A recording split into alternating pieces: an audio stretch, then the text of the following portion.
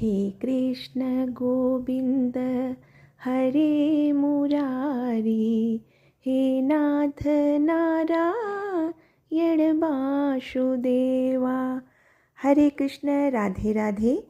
भक्तगणों, कार्तिक मास अश्विन मास की पूर्णिमा से आरंभ हो जाता है।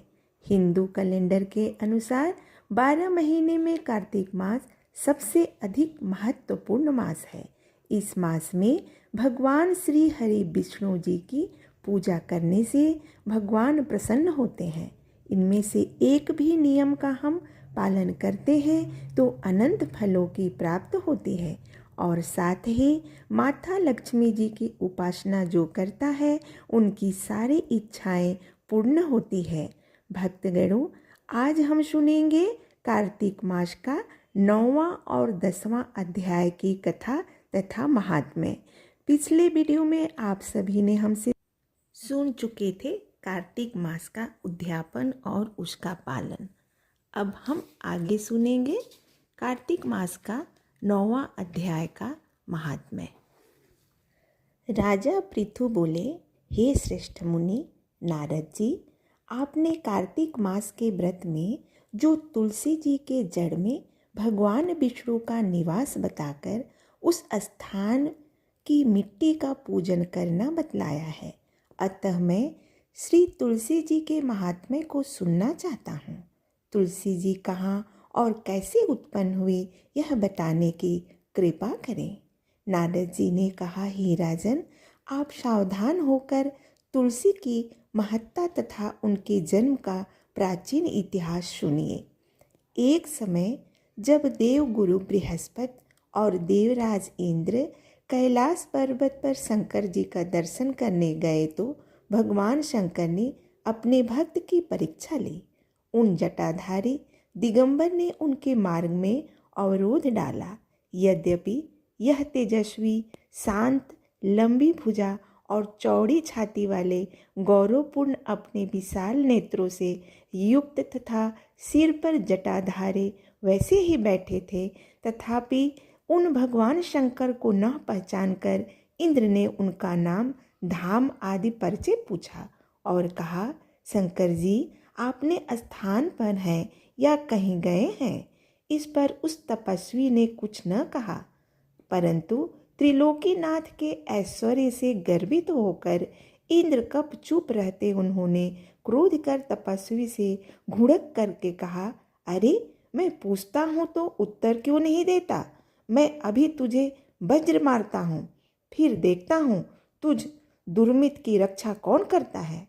ऐसा क्रोध हो इंद्र ने जो ही उस दिगंबर को मारने के लिए हाथ में वज्र लिया, त्यों ही भगवान शंकर ने वज्र सहित इंद्र का हाथ स्तंभित कर दिया और विकराल नेत्र कर भगवान शंकर ने उसे देखा, त्यों ही ऐसा विदित हुआ मानो वह दिगंबर प्रज्वलित हो उठा है और तेज से जला देगा। भुजाएं स्तंभित होने से इंद्र के क्रोध और दुख का अंत न रहा, परंतु ज्यों ही बृहस्पति जी ने उस पुरुष को प्रज्वलित देखा, त्यों ही अपनी बुद्धि से उनको शंकर भगवान जानकर प्रणाम किया और दंडवत कर बहुत ही स्तुति भी की। फिर इंद्र ने भी भगवान शंकर से कहा, हे दीनानाथ, हे महादेव, आप ना क्रोध रोक कर इंद्र के अपराध को क्षमा कीजिए। बृहस्पति के यह वचन सुनकर माहेश्वर गंभीर वाणी से बोले, मैं अपने नेत्रों से निकाले हुए क्रोध को कैसे रोकूं? तब बृहस्पति ने कहा, भगवान, भक्तों पर दया करनी चाहिए। आप अपना भक्तवत्सल नाम सार्थक कीजिए। आप अपने इस तेज को कहीं और स्थापित कर इंद्र का उद्धार कीजिए। तब भगवान शंकर ने गुरु बृहस्पति से कहा, मैं तुम्हारी स्तुति से प्रसन्न हूँ जो तुमने इंद्र को जीवन दान दिलवाया है। मैं विश्वास करता हूँ कि मेरे नेत्रों के अग्नि अब इंद्र को पीड़ित न करेगी।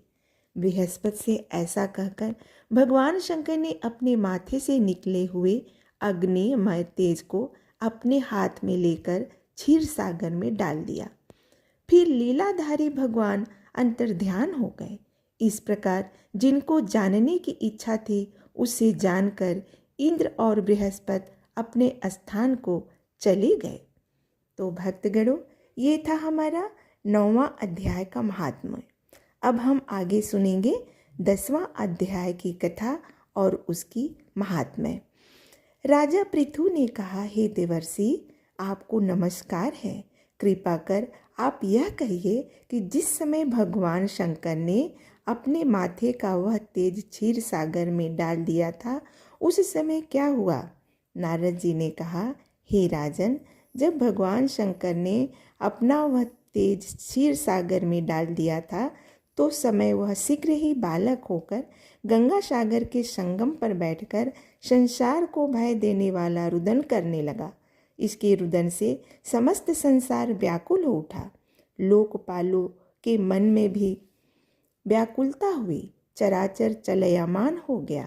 शंकर सुवन के रुदन से ब्रह्मांड व्याकुल हो गए।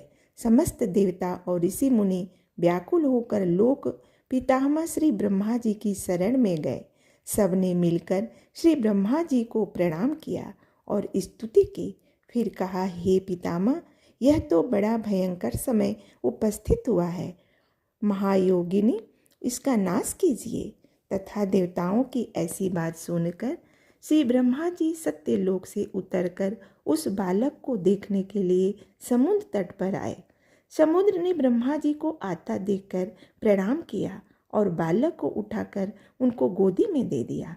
तब विस्मित होकर श्री ब्रह्मा जी ने पूछा, हे सागर, तुम शीघ्र कहो कि यह बालक किसका है? समुद्र ने विनम्र शब्दों में कहा, प्रभु, यह तो मैं नहीं जानता किंतु मुझे इतना अवश्य ज्ञात है कि यह गंगा सागर के संगम तट पर प्रकट हुआ है। अतवे हे जगत गुरु, आप इस बालक का जाति कर्म आदि संस्कार कीजिए। इसका जातक फल बताइए। नारद जी कहते हैं कि इधर तो सागर ब्रह्मा जी के गले में हाथ डालकर बार बार उनका आकर्षण कर रहा था। फिर तो उसने ब्रह्मा जी का गला इस जोर से पकड़ा कि उससे पीड़ित हो ब्रह्मा जी के नेत्रों से आंसू टपकने लगे। किसी प्रकार से ब्रह्मा जी ने अपने दोनों हाथों का जोड़ लगाकर अपना गला छुड़ाया और सागर से कहा, हे सागर, सुनो, मैं तुम्हारे पुत्र का जातक फल कहता हूँ। मेरे नेत्रों से जो यह जल निकला है, इस कारण इसका नाम जलंधर होगा। यह उत्पन्न होने के साथ ही तरुण हो जाएगा। इससे यह सब शास्त्रों का परागामी, महापराक्रमी, महावीर, जवान, महायोद्धा और रणदुर्मद होगा। यह बालक सब दैत्यों का अधिपति और भगवान विष्णु को जीतने वाला होगा तथा यह कहीं भी न हारेगा। एक भगवान शंकर को छोड़कर यह सबसे अवश्य होगा। जहाँ से उत्पन्न हुआ है फिर वहीं जाएगा। इसकी स्त्री बड़ी पतिव्रता, सौभाग्यशालिनी, स्वर्ग सुंदरी और परम मनोहर, मिष्ठ भाषणी तथा शीलवान होगी। नारद जी कहते हैं, हे राजन, सागर से ऐसा कहकर ब्रह्मा जी ने शुक्राचार्य को बुलाकर उनके हाथों से बालक का राज्याभिषेक कराया और आप अंतर्ध्यान हो गए। फिर तो बालक को देखकर सागर बड़ा ही प्रसन्न हुआ और घर आ गया। कितने ही उपाय से उसका पालन कर उसको पुष्ट किया। फिर काल नेम नामक असुर को बुलाकर उसका वृंदा नाम की कन्या से जीवित विवाह करवा दिया गया। उस विवाह में बड़ा उत्सव हुआ। श्री शुक्राचार्य के प्रभाव से स्त्री सहित जलंधर दैत्यों पर राज्य करने लगे। भक्तगणों, ये था हमारा 9वां और 10वां कथा की महात्म्य।